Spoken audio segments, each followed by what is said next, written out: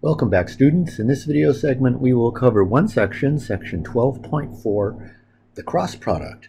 Before we get started, though, I want to review with you, or maybe just give you a kind of a real quick recap of the types of products that we've talked about so far with respect to vectors. The first kind of product we talked about was scalar multiplication. Okay, remember the word scalar just means it's a fancy term for real numbers. So let's let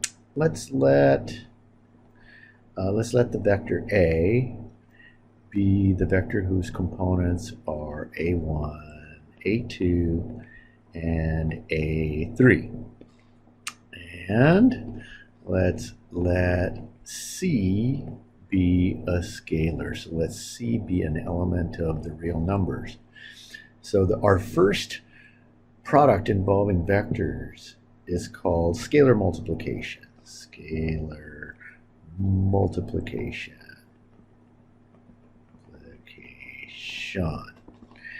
And it just looks like CA, and it's nothing more than the vector whose components are C times A1, C times A2, C times A3.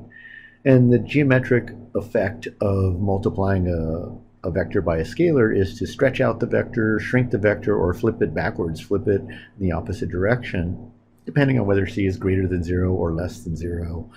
The next product we looked at was the dot product, which gives us a scalar product. A dot product is called a scalar product. So let's let B be the vector whose components are B1, B2, and B3.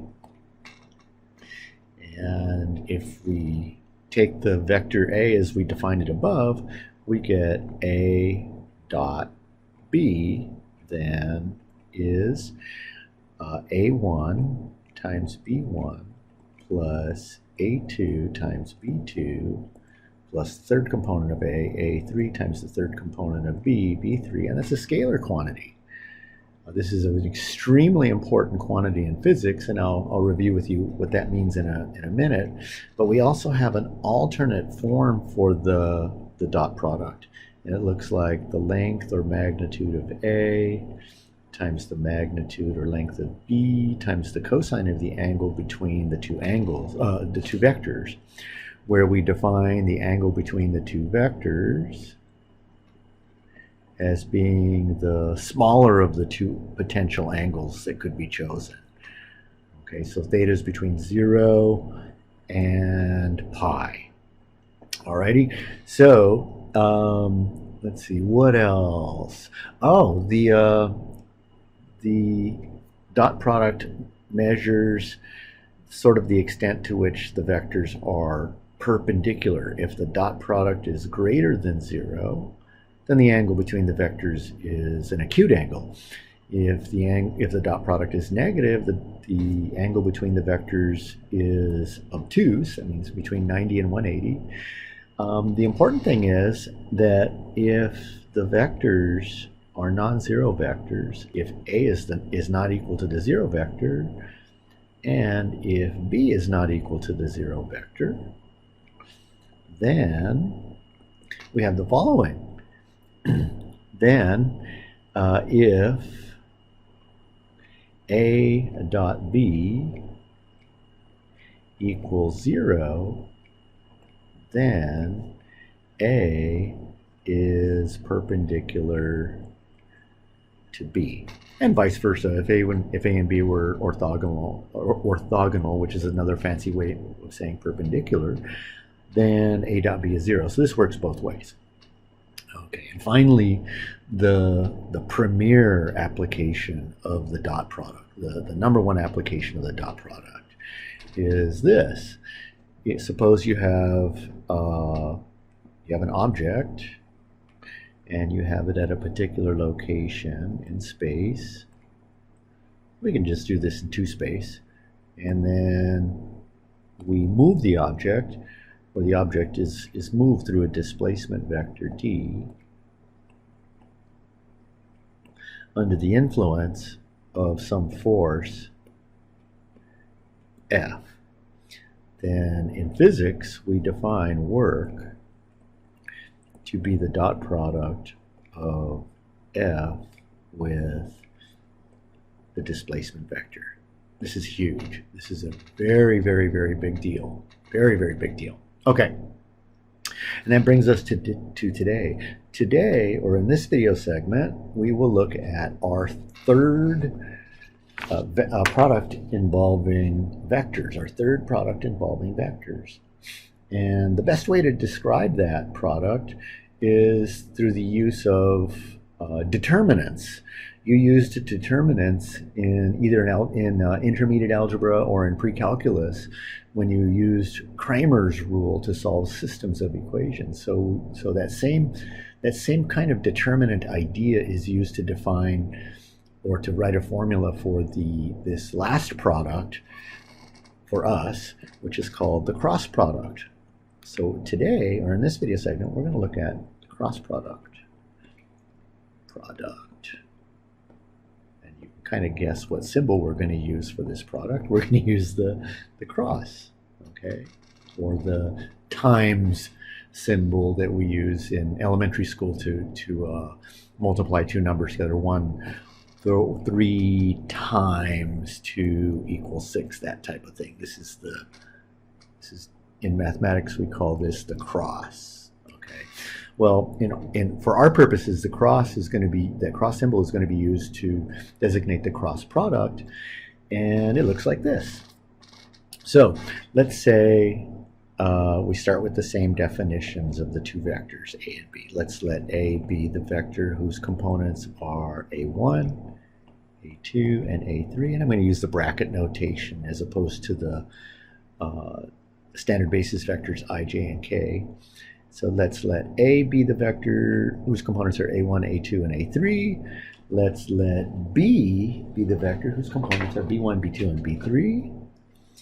So, and B is the vector whose components are B1, B2, and B3. Okay. Then we have the cross product. A cross B given in determinant form looks like this. To do it, we take the standard basis vectors I, J, and K, and we put them in the first row of our determinant. Then we take in the second row and we put the components of A, the first vector, A2 and A3, and in the third row we put the components of the second vector, B, B1, B2, and B3. And then we compute this determinant as we would in an intermediate algebra or pre-calculus setting if you were using Cramer's rule. So let's do that. To do this, I usually explain to my students that it's a good idea to think about a very light line through the first row, and then to imagine another line, a vertical line through the first column. The line through the first row is going to stay there through the whole process, but the vertical line through the first column that maybe I'll put in red is going to move through as we compute this determinant. Now, in that first, the green horizontal line and the red vertical line, they intersect at the unit vector I, and that's important. What that means, or the way we interpret that, is that we're going to have I. Oops, I don't want black. I don't want red. I want black.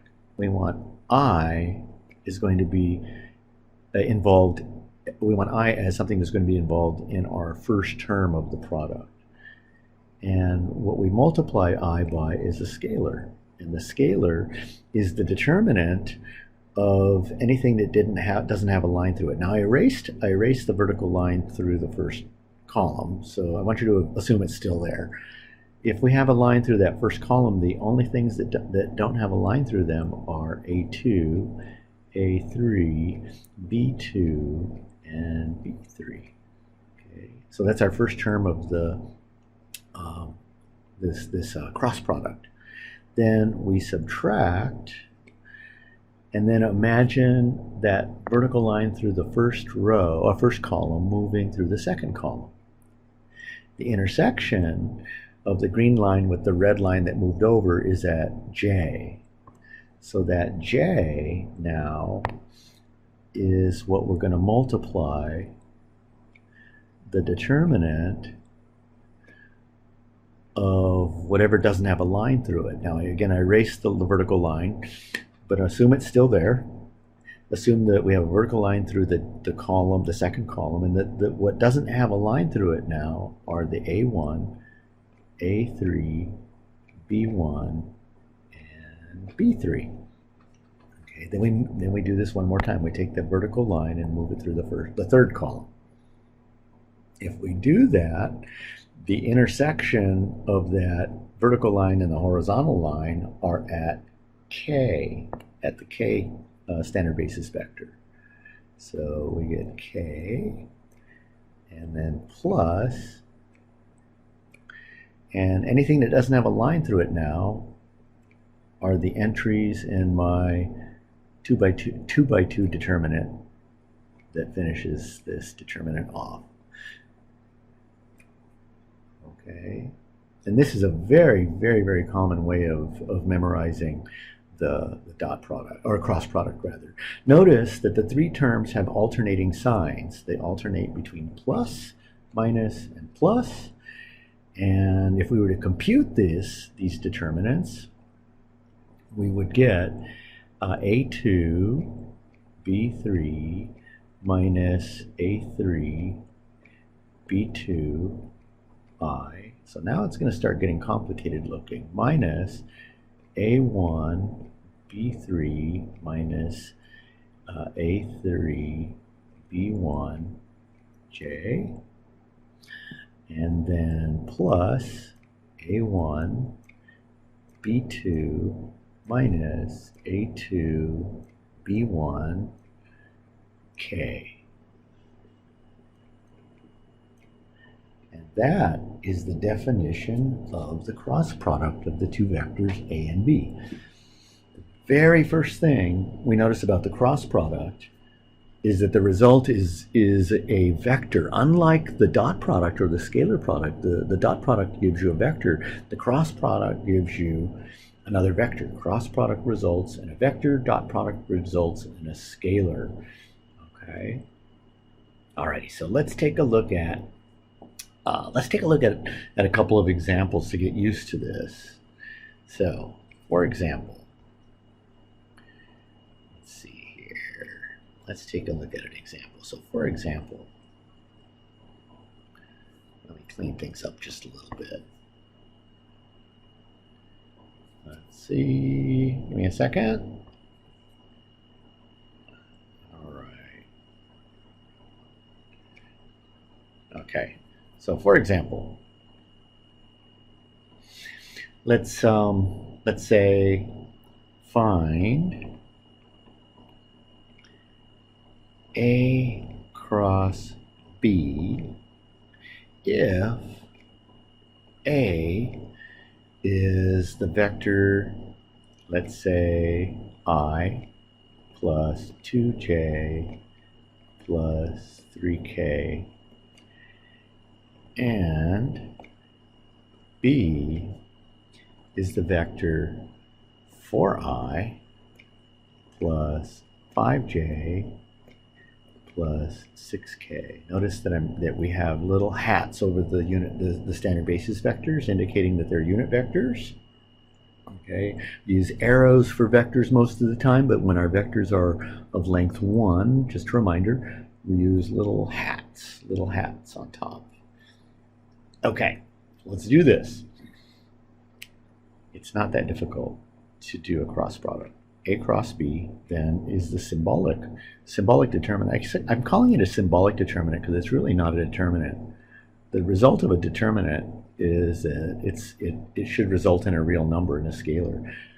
But so that's kind of a technicality you really don't have to obsess over too much. So we'll just call it a determinant. 4, 5, 6. And then we produce this dot product or cross product. This is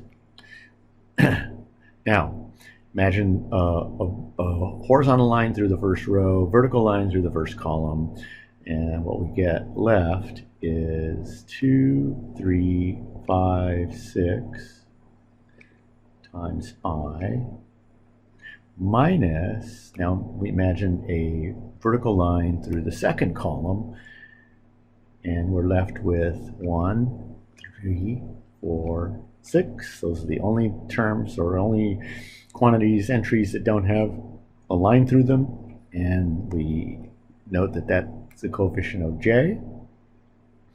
Then plus, we alternate the signs and move that vertical line through the third column. We have 1, 2, 4, 6 left over. That's the coefficient of k.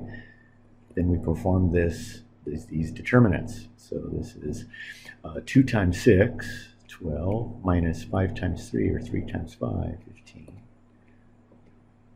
You can always slow down the video or stop the video if you don't remember about determinants. It's very simple to Google a determinant, and you can get a discussion of that. But we kind of need our prerequisite material, so we're just going to continue through. So 1 times 6 is 6, minus 4 times 3 is 12, plus third vector, or third component. 1 times 6 is 6, minus 4 times 2 is 8, 6 minus 8k. 12 take away 15 is negative 3, so negative 3i. 6 take away 12 is negative 6, but it's the opposite of that, really. We're subtracting that. So plus 6j, and 6 take away 8 is negative 2, so minus 2k. And that is our cross product. I'm going to take a quick look at my numbers here, make sure I believe what I wrote. And what I did real quick is I stopped the video just to check the answer, and I want to ask you if you found my mistake. I found a mistake. I'm not going to edit it out. I'm going to correct it right here, so everybody can see that nobody's immune from mistakes here. So the mistake is in the k term, if you caught it. In the k term, and I'm going to circle the mistake here. It's a learning experience here for everybody. Let's see. I'm circling. Oops. See if my surface will allow me to do that. There it is. And I'm highlighting it in red. That 6 should not be there. That 6 should not be there. Now, I went a little too quickly, a lot too quickly. So if you imagine then a vertical line through the third column, and I'll write that vertical line in red. And if you imagine a horizontal line in green, the corresponding determinant for a coefficient should be 1, 2, 4, 5, and not 1, 2, 4, 6. So I'm going to erase that. And I'm going to put what should be there, 5. And then that third component will leave us with the determinant, not 6. 1 times 5 is 5. 5 take away 8 is negative 3. And things should be perfect now. Okay. So let's do another example. I want to use the same vectors. Assume A and B are the vectors in the last example.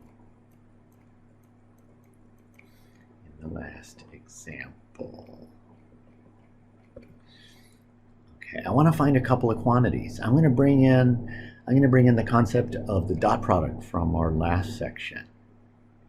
Dot product from our last section. So I want to find two things. Find A cross B, and that's not it because we already found A cross B. I want to find A cross B, and since A cross B is a vector, I want to dot it with A, and I want to find A cross B dotted with B. And what we're going to get is kind of a surprising result. Okay. Let's do it. So remember, A was the vector whose components were 1, 2, and 3. So it was I plus 2j plus 3k. And B was a vector whose components were 4s, 5, and 6. So let's compute A cross B, and then that dotted with A. Well, we figured out what A cross B was above. It was negative 3i. Oops, can't write anymore, it seems like. Plus 6j minus 3k dotted with A again. Plus 2j plus 3k. Okay, let's see what we get. This is negative 3. There's a dot product now. So we take the first component, the first component of the first vector, times the first component of the second vector. So negative 3 times 1, negative 3 times 1, plus 6 times 2, plus negative 3 times 3. If you're all caught up with homework, this should be kind of automatic by now. I'm doing a dot product. So this is negative 3 plus 12 minus 9. And that's 0. That's kind of interesting. That's kind of interesting. Okay, so what does that tell us geometrically? If the dot product of two vectors is 0, remember, what does that tell us about the vectors? Very, very important result. It says the two vectors have to be perpendicular or orthogonal. So A cross B is perpendicular to A. When you cross the two vectors A and B, we end up with a vector perpendicular to one of the first vectors. That's interesting. To me, it's interesting. So let's find A cross B and then dot that with B. So A cross B again was a vector whose components are negative 3, 6, and negative 3 dotted with B. 4i plus 5j plus 6k. And what do we get? We get negative 3 times 12 plus 6 times 5. And then plus negative 3 times 6. This is negative 36 plus 30 minus 18. Something's not right. Oh. I'm moving just a little too quick here. And if you caught it, the dot product, just the first term in the dot product, negative 3 times 4. Somehow I wrote negative 3 times 12. I don't know where I got that. Yeah, negative 3 times 4. Negative 12. That's better. I only knew I made a mistake because I know what the result should be. Do you see the result? 0. When you add up these numbers, this dot product is 0. Now we get something interesting here. So A cross B, since the dot product of A cross B with B is 0, A cross B is perpendicular to B. Now, it's interesting that these two things happen that A cross B is perpendicular to A and A cross B is perpendicular to B for these two vectors. But what's even more interesting is that it's always true. This is extremely important. This is one of the most important properties of the cross product. The cross product of two vectors is a vector. Now, the important thing is that the cross product of any two vectors is a vector that's perpendicular to both of the original vectors. Now I want you to hear that again. A cross B is perpendicular to both A and B. Always. Always. Always. Okay, and let me show you what that means geometrically. So before I do that, let me state more formally. These results hold always. These results are always true. These results are always true. That is, A cross B is always perpendicular to A, and A cross B is always perpendicular to B. Let's look at the geometry of that statement. So here's a plane like a tabletop, and I'm going to put A and B in that plane. So here's A. Now I'm going to put them in a special position so that they're tail to tail. Here's B. Oops. So I write A again. Here's B. Now A cross B is going to be perpendicular to both A and B. The two vectors A and B, they determine a plane. They can be placed on a tabletop. They can be placed exactly on a tabletop. They're like two pencils on a tabletop of different length. You can place them eraser to eraser. When you take the cross product of those two pencils or those two vectors, you get another vector that's perpendicular to the table. Always, always, always, always, always, always. Okay. Okay. Now, notice I've drawn it going, the result A cross B going upward according to my drawing. Now, the direction of A cross B is determined by the right-hand rule. Notice that the vector A cross B could have, if it just satisfied what I said, that they're perpendicular to both A and B, it could have pointed downward toward the ground if this was the tabletop. But it doesn't in this case. A cross B is perpendicular to both A and B, and it satisfies, the direction is satisfied by the right-hand rule. The direction satisfies the right-hand rule. The direction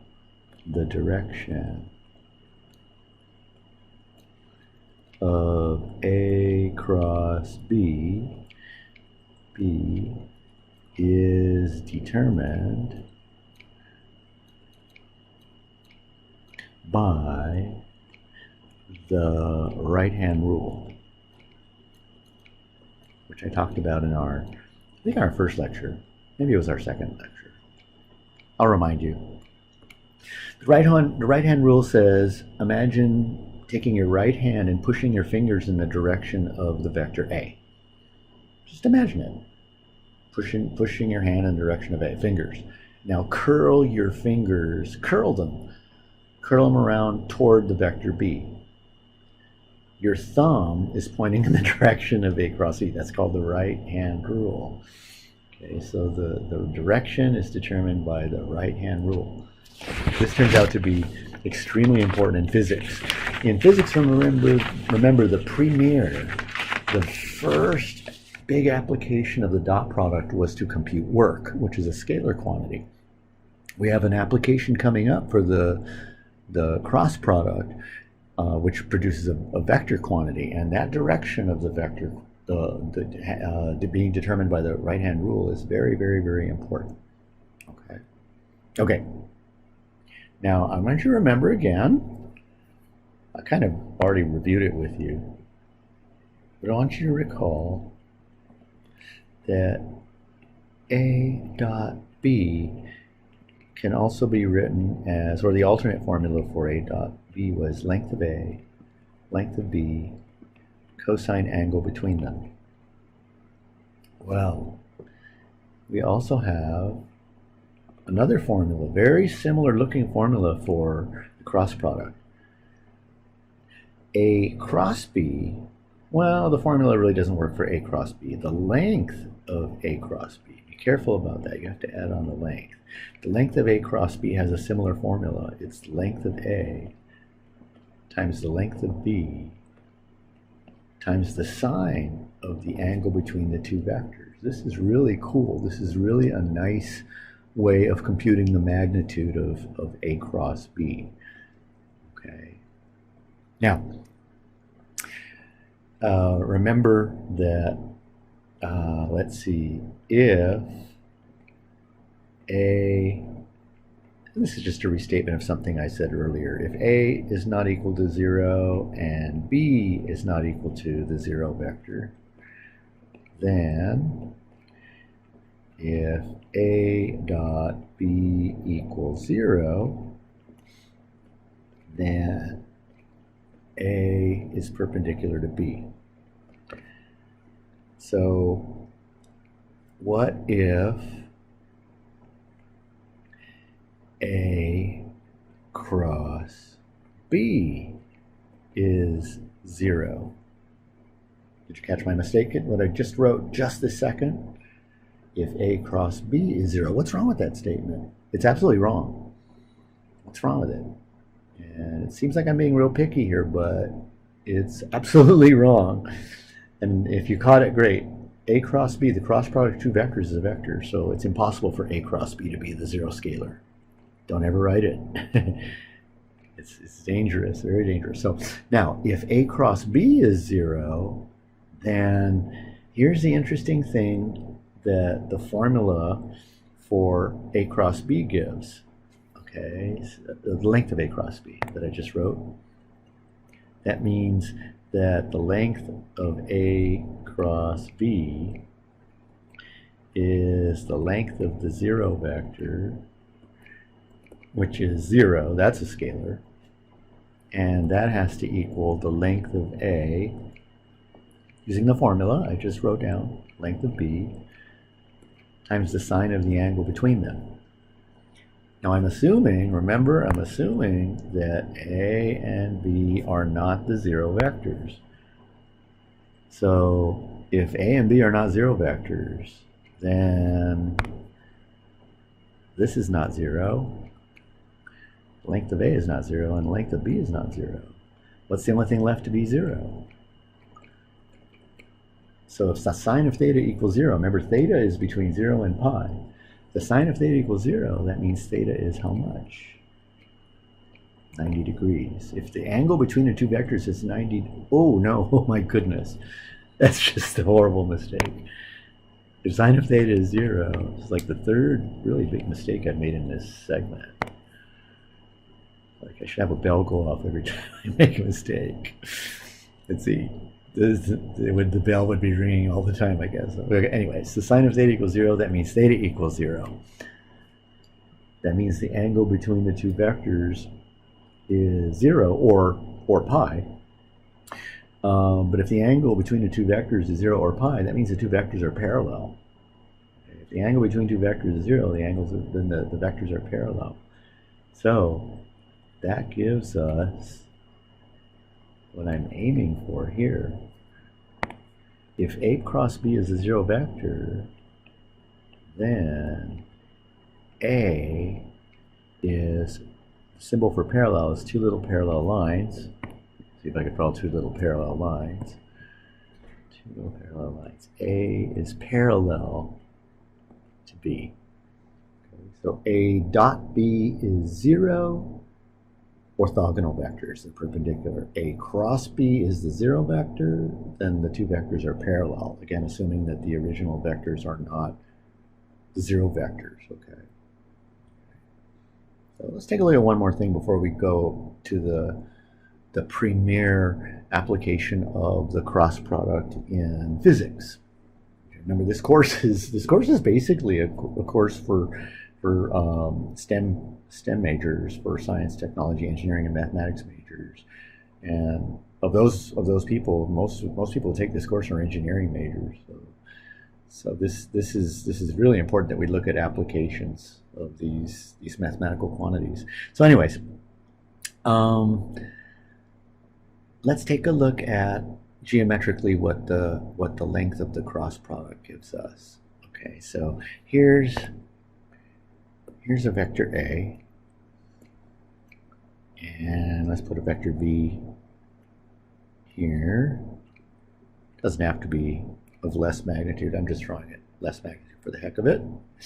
Now I can complete a parallelogram. I can complete a parallelogram here, and what I want to do is I want to compute the area of that parallelogram. Now remember, the area of a parallelogram is the base times the height. Base times height. That's the area of a parallelogram from geometry. So here's the height.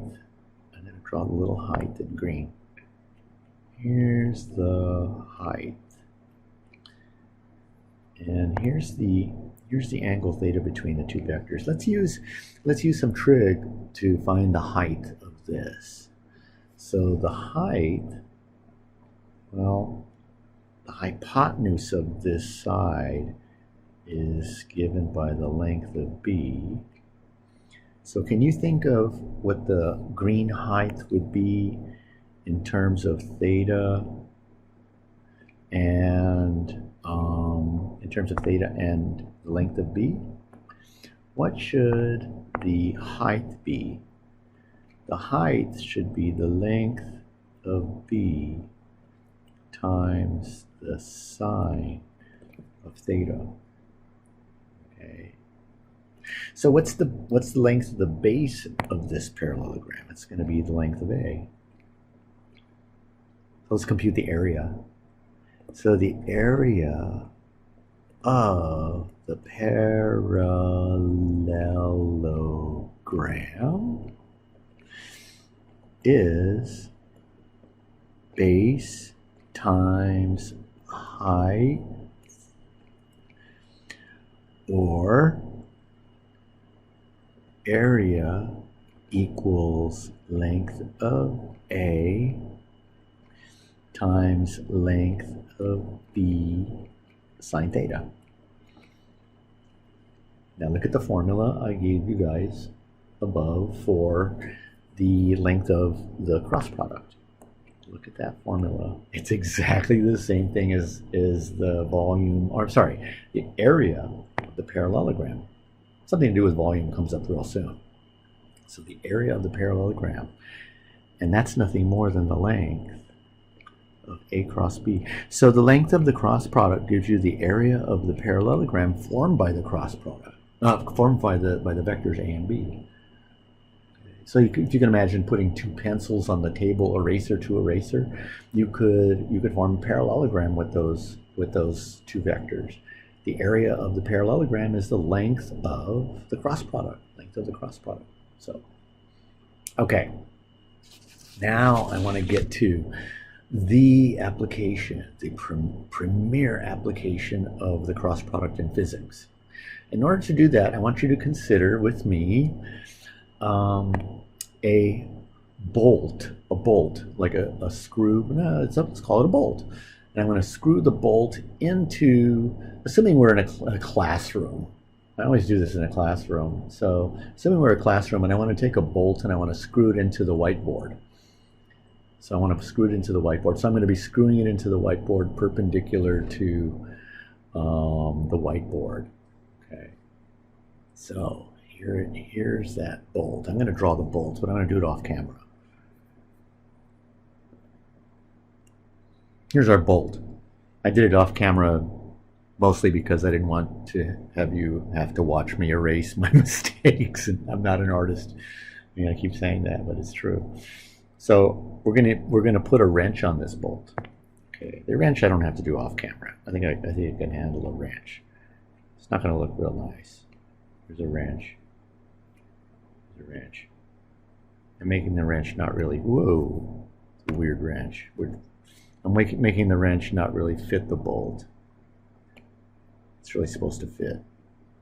That's the ugliest wrench I've ever seen. Looks like a lobster claw. Sort of. So there's a wrench. Now, I'm going to imagine that at the end of the wrench, I put my hand and I apply a force. I'm going to assume that I apply that force in kind of a arbitrary direction. Say I apply the force in that direction. Seems kind of silly. We should, if we were going to turn that wrench, we would want to pull straight down. We would want to pull the wrench perpendicular to the wrench, right?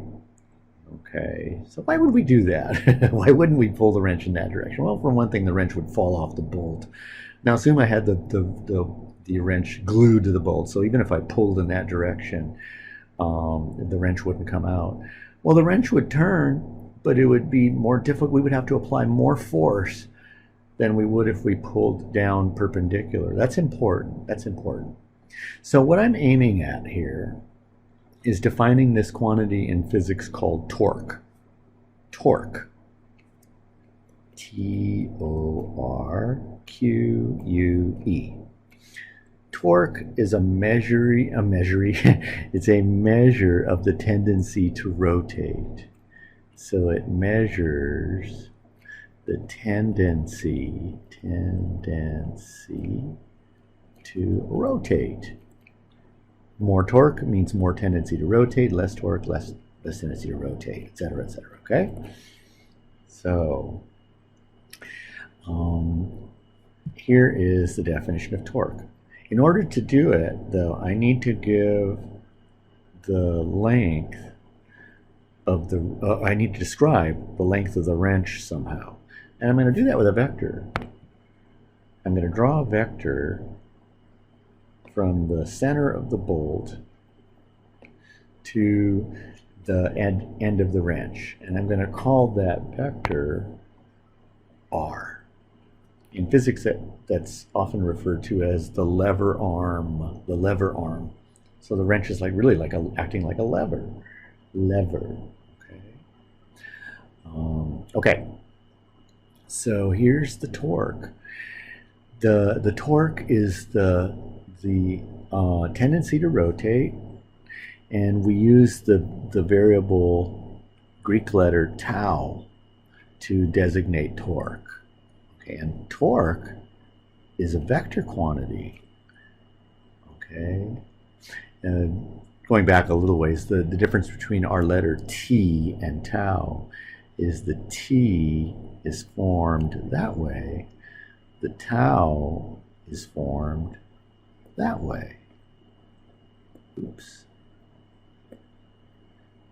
So T and tau are very similar. In fact, as I understand it, the letter T morphed into the letter tau as writing evolved. And as I also understand, the tau in Greek also has the same sound as the T. Okay, I don't speak any Greek, but that's my understanding. Okay, so torque is symbolized by the Greek letter tau, and it is a vector quantity. Now, the magnitude of torque. This is how we define torque. The magnitude of the torque is the length of the lever arm, the length of the wrench, times the component of the force that is perpendicular to the lever arm, to R. Okay, and if you don't get that, it's okay. I'm gonna go a little further with this. Let's talk about that component of F perpendicular to R. Well, in order to do that, I'm going to put the R and the F so they're tail to tail, so we can identify the angle between the two vectors. So I'm taking R and I'm going to temporarily translate it over. And I'm going to do that with, let's say, a green marker. So here's R, just a copy of R moved over so that we can identify the angle between R and F. The component of the force F perpendicular to R is this scalar. This is the component of the force that's perpendicular to R. And this should make sense. The only thing that's going to help this thing, or the only thing that's going to measure the rotation, is going to be that part of the force that's perpendicular to the wrench. Nothing else is going to cause the wrench to turn. The only part of the force that you apply at the end that's going to contribute to the rotation of this thing is going to be the component of the force that's perpendicular. If we can make that component as big as possible, we can get the tendency to rotate as big as possible. Okay, so if we can choose theta to be 90 degrees, and apply the force in that direction, we will be maximizing our tendency to rotate, and that makes sense with our intuition. At least I hope it does. So I'm getting ahead of myself here. Let's write a better formula. This is the length of R. Let's use some trig. That little dotted perpendicular segment, using trig. Well, I'm going to put the length of the force in the picture for the triangle, and it's nothing more than the length of F times what? Sine theta or cosine theta? Sine theta or cosine theta? It's sine theta. Sine theta is opposite over hypotenuse, so the opposite side is the actual component. So it's going to be times the sine of theta. But this is the length of R cross F. This is the reason, if you will, for the cross product. The existence of the cross product is so that we can do this. So the dot product, the premier example of the dot product, is so that we can define this thing called work. And if you haven't had physics, prepare for this quantity of work to be central in the study of mechanics, in physics. Absolutely, actually, not just mechanics, all over the place. In electromagnetic, everywhere.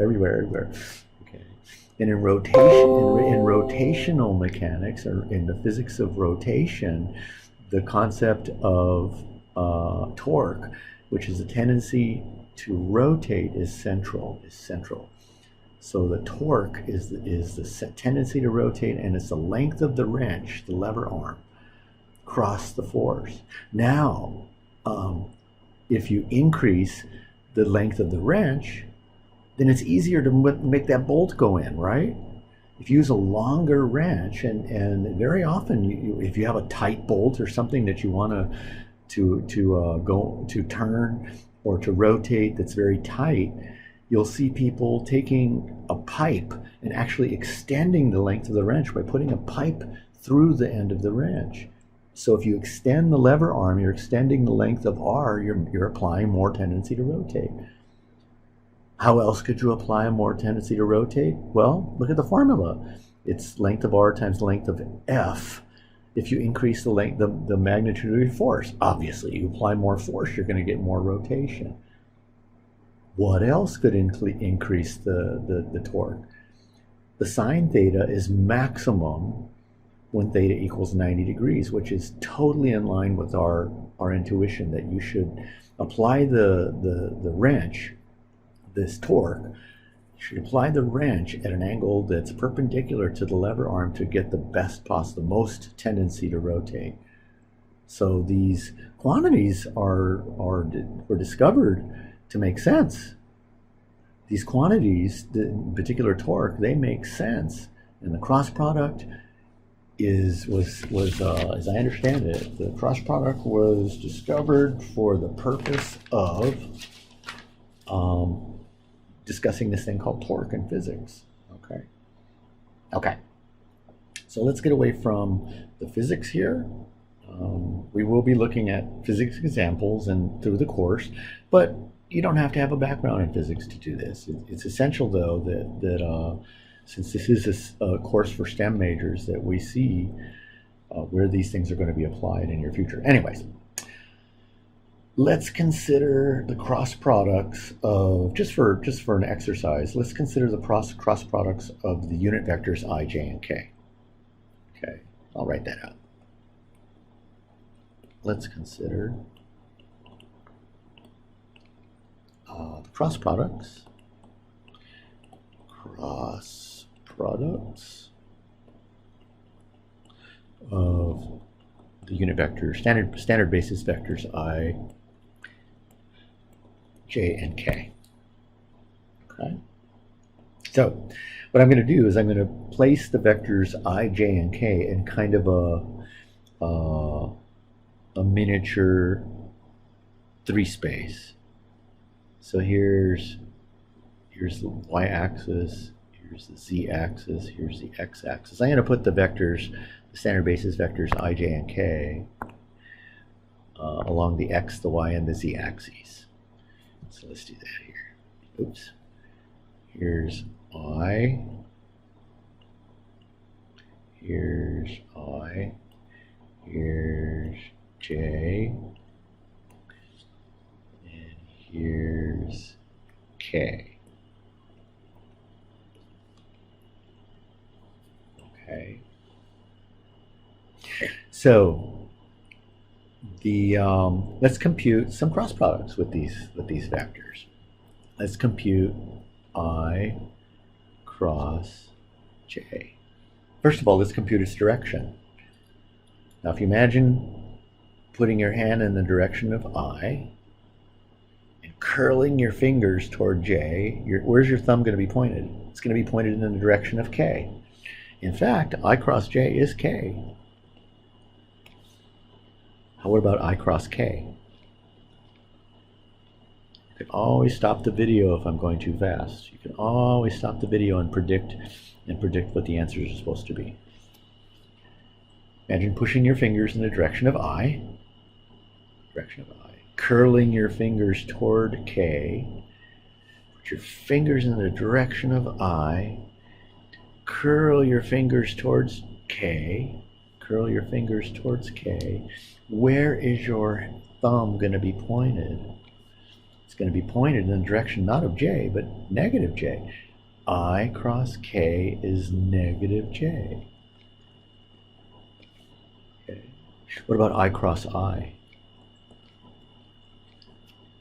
I and another copy of I, they're parallel vectors, so the cross product must be the zero vector.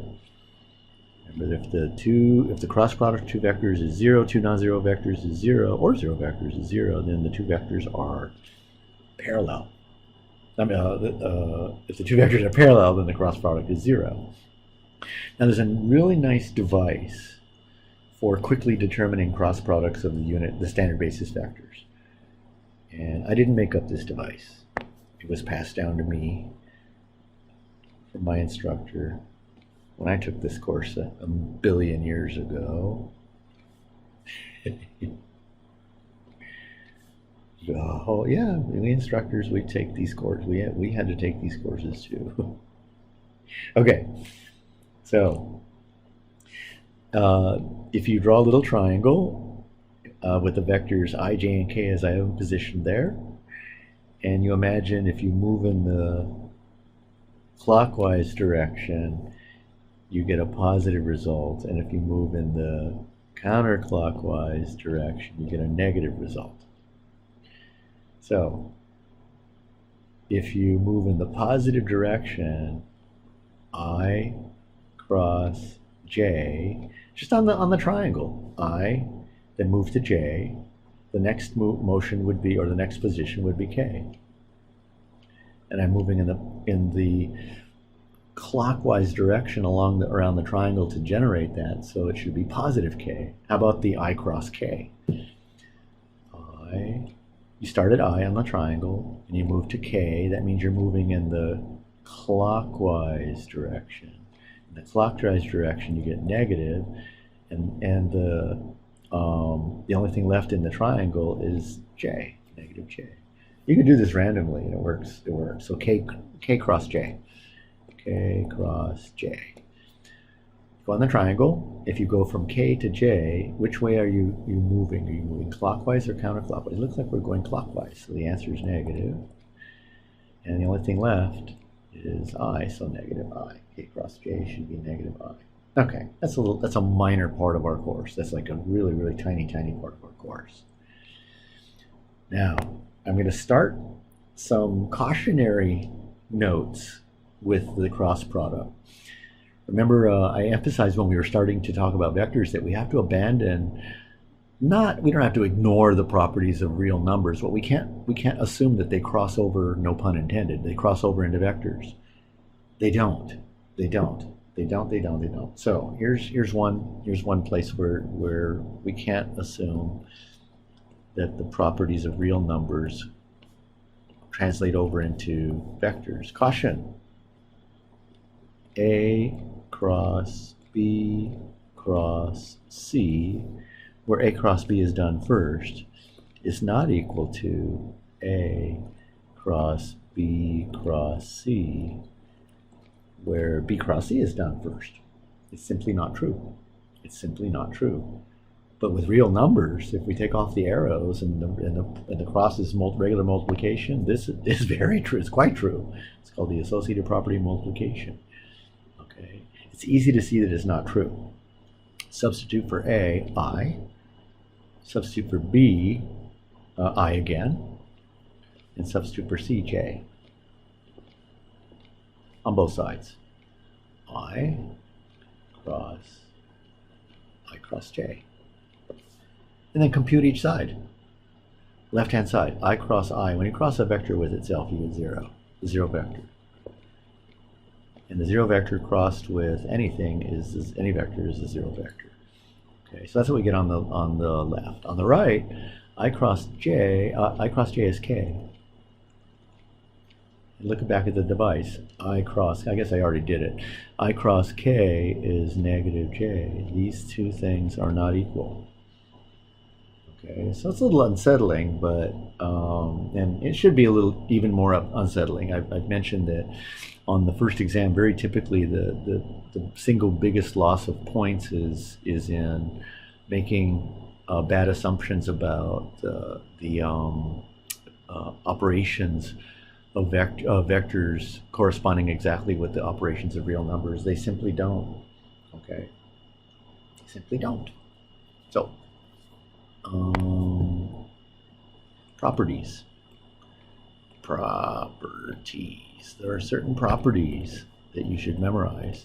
Some of them are listed on page 859 in your textbook, on the 8th edition.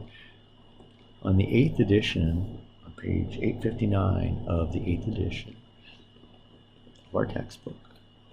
So if I use this for future semesters, this won't be true. So for the 8th edition, I put editions of the textbook. If it's a 9th edition, you'll have to look, or a different textbook, you'll have to look somewhere else, different page. I guess if it's a different textbook, I'll have to redo my lectures. Okay. 1. A cross B is not equal to B cross A. Is not equal to B cross A. Let's take a look at we'll draw a little tabletop again. Here's A, here's B. Right hand rule, A cross B. Oops. Let me see if I can draw it perpendicular. That's sort of perpendicular. That's A cross B. Now, let's do B cross A, right hand rule. B cross A, right hand rule. Put your fingers in the direction of B, imagine on a tabletop, curl your fingers towards A. Your thumb is going to be pointing directly downward. B cross A. They are not equal. A cross B and B cross A are not equal. but it's pretty clear how they're related from my drawing. A cross B is the opposite of B cross A. Okay, so A cross B is not equal to B cross A. Okay, there are other properties. I'm not going to list them all. You should refer to them as you need them.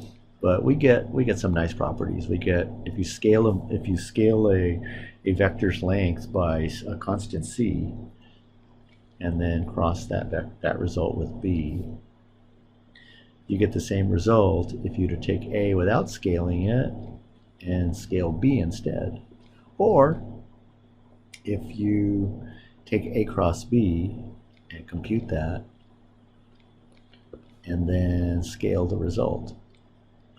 So you can put the scalar anywhere you want in that product. Okay. Maybe I'll write out the third one and that's it. So look at all of the properties and access them as you need them. But we have a distributive property. A cross B quantity C, A cross the quantity B plus C is A cross B. You have to be very careful with the order.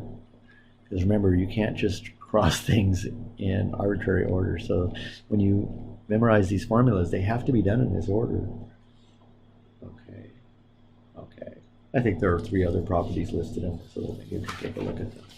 One of you lists a few of them. Okay.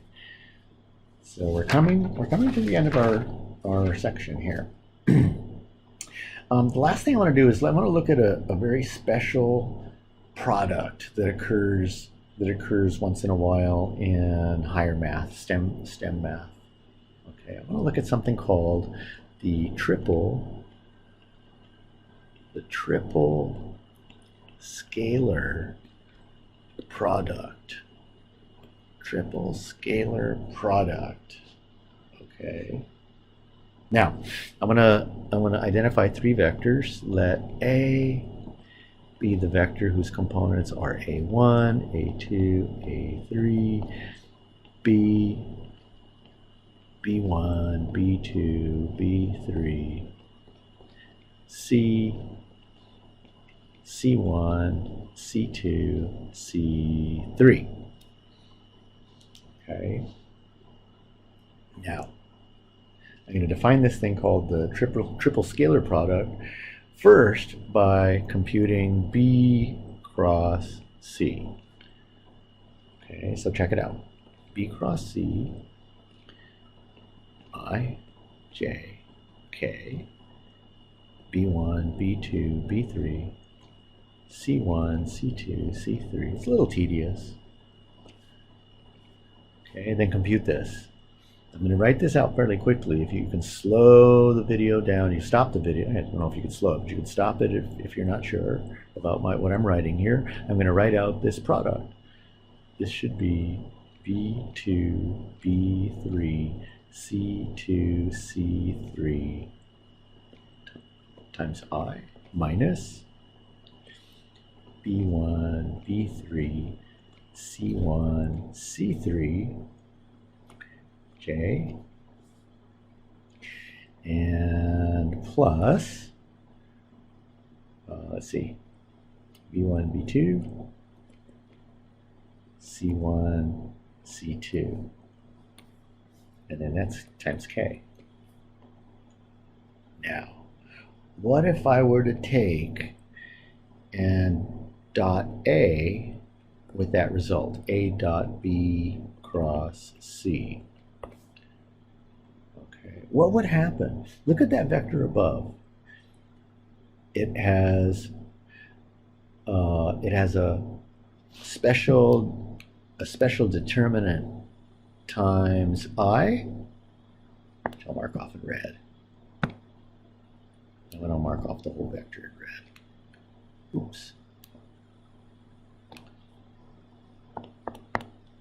Okay, it has a special determinant and then times J, also in red. No, my service won't let me do the whole vector. Okay, now maybe it will. Okay, then also, let's see if I get that whole thing in. There we are. k. Now what happens if I dot a, or I dot that b cross c with a? That's going to replace the I, the j, and the k with a1, a2, and a3. Okay, remember the vector a is the vector whose components are a1, a2, and a3. So, and how do you do a dot product? You multiply a1 times that first determinant, and then a2 times that second determinant with the minus. Set, and a3 times the third determinant. So what is that going to do to the determinant that we start out with? It's going to replace I, j, and k with a1, a2, and a3. Okay, so if you missed what I just said, it's going to be b1, b3, c2, c3 times a1 minus b1, b3, c1, c3 times a2 plus b1, b2, c1, c2 times a3. That's how we do dot product. But go write that back as a determinant. It looks very much like the original cross product, except I, j, and k were replaced with a1, a2, a3. So take the determinant and replace I, j, and k with a1, a2, and a3. You get b1, b2, b3, c1, c2, c3. This is amazing. That a dot b cross c equals this. This is called this triple scalar product. I'll say that again. This determinant is a dot b cross c, and it is called the triple scalar product. I want to see what my surface is going to allow me to do here. I'm at the mercy of my surface. Oops. I was only going to call that one little bit a solid red.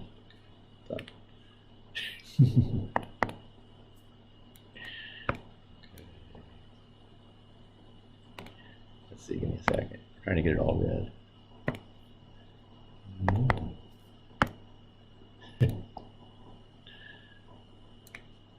I'm really very grateful that we have this surface available. I don't know how I would do this without it. I don't want to teach synchronously. I want you guys to be able to access this stuff whenever you want. So that's why I don't do Zoom videos. Anyways, this that I have in red, that's called the triple scalar product. It's the triple scalar product. Triple scalar, scalar product. So why is it called triple scalar product? Not difficult to see. Product. It has three vectors, A, B, and C. Triple. The result is a scalar. This determinant only involves numbers, and it is a product, so it's called a triple scalar product. And it has geometric significance. It has a geometric significance. Okay, I want you to see what that geometric significance is. So, what I'd like you to do with me is imagine those three vectors, A, B, and C, and drawn. And I'm going to draw B and C first. So here's the vector B, and here's the vector C. You can imagine those two vectors lying on a tabletop flat. And I'm going to draw the vector A,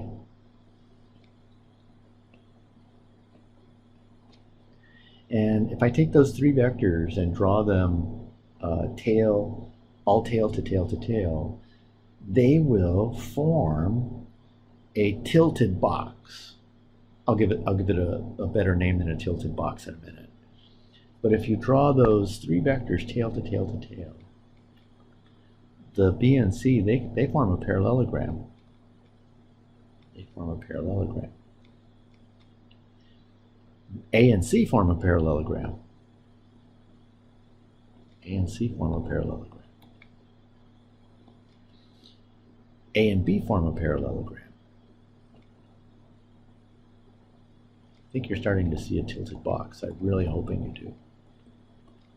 I can complete this tilted box. it's like a box that's sort of bent by the wind. You glue a box down on the table, glue it down, and then you take a real powerful fan and just tilt the box over. This tilted box has a special name. A tilted box, I'll put in parentheses, a tilted box. I've never seen that written it that way, so that's why I'm putting in parentheses. It's called a parallelogram. Parallelepiped. Parallelepiped. Very bizarre name. Okay. That parallelepiped has a volume, and the volume is given by the absolute value of the triple scalar product. And I'll show you that. It's not hard to see this. Vectors are amazing. A formula for that, the volume of that thing would be very ugly without using vectors. Very, very, very ugly. Its derivation would not be fun. So watch a final derivation of that. So the volume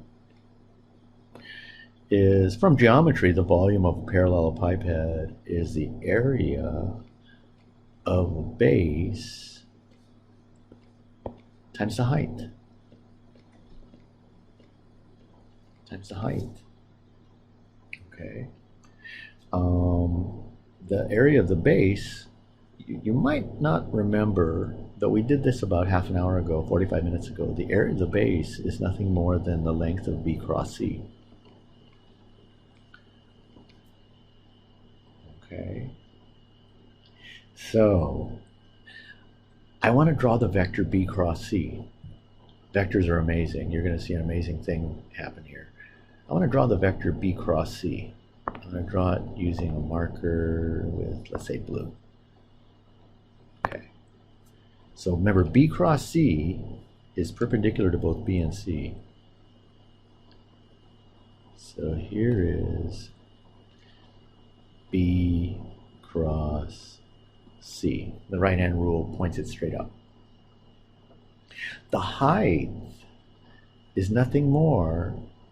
Now just watch. See if you can come up with what the height is using as I go along, using the language of vectors. The height is the component of that third vector A. The component of the third vector A in the direction of what? It looks like it's in the direction of B cross C. It's nothing more than the component of A in the direction of B cross C. And we have a formula for that from our last section. So again, if you're caught up with homework and stuff, this shouldn't be so bad. We know from our lecture before that I'm pushing things. The component of B in the direction of A is A dot B over length of which one? A or B? A. Okay. So the component of B oh gosh, I keep pushing the same thing. I don't know what I'm doing. The component of A in the direction of B cross C is, using the formula, it's B cross C. Oof, my notation is horrible here. Hang on. I think I better use the eraser to get rid of that. My surface is reacting real slowly. Okay. It's B cross C. Using the formula on the right, dot A over the length of B cross C. Now there's a little subtle problem with what I wrote, a tiny little subtle problem with what I wrote. let me give you a hint. It's in the component. It's in the component. Components don't have to be positive. So in order to get this as a volume, I need to go back and put an absolute value in here. There, that'll keep our volume positive. Liquid cancels out, B cross C cancels out, and you get B cross C dot A. The dot product is commutative. That means I can flip it around. The order, B cross C, these are absolute values. That's the triple scalar product. So the volume of a box, a tilted box, is just simply determined by three vectors, A, B, and C, is simply the triple scalar product, the length of the triple scalar product. Okay. The order in which we do the triple scalar product is not important either. So it can be B dot A cross C, et cetera, et cetera, et cetera. Okay. And that takes us to the end of this video segment. Okay, so what we just did is we finished up section 12.4, the cross product. Go ahead and get started on homework as soon as you possibly can, and I'm looking forward to talking again with you all soon.